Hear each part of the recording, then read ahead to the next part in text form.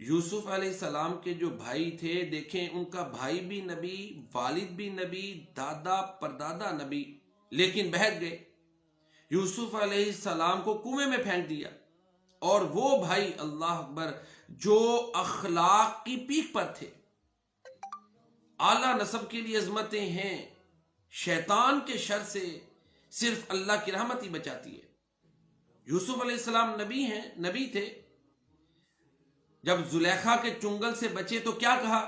وَمَا أُبَرِّئُ نَفْسِي إِنَّ النَّفْسَ لَأَمَّارَةٌ بِالسُّوءِ إِلَّا مَا رَحِمَ رَبِّي إِنَّ رَبِّي غَفُورٌ رَحِيمٌ۔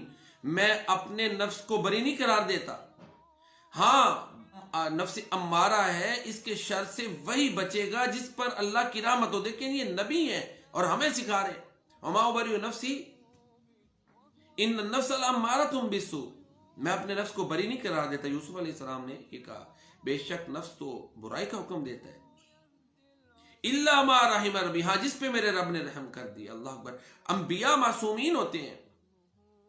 تو یہ یوسف علیہ السلام کا فرمانا مجھے اور آپ کو سمجھانے کے لیے اللہ پر توکل رکھیں، ہر لمحہ اللہ کی رحمت پر امیدیں رکھیں، پھر ہی انسان سیدھی راہ پہ رہتا ہے۔ اللہ تعالی ہمیں صراط مستقیم پر پکا رکھے اور صراط مستقیم اور توحید پر موت عطا فرمائے۔ بوقت مرگ زباں پہ لا الہ الا اللہ محمد رسول اللہ صلی اللہ علیہ وسلم اللہ تعالیٰ جاری فرمائے، آمین۔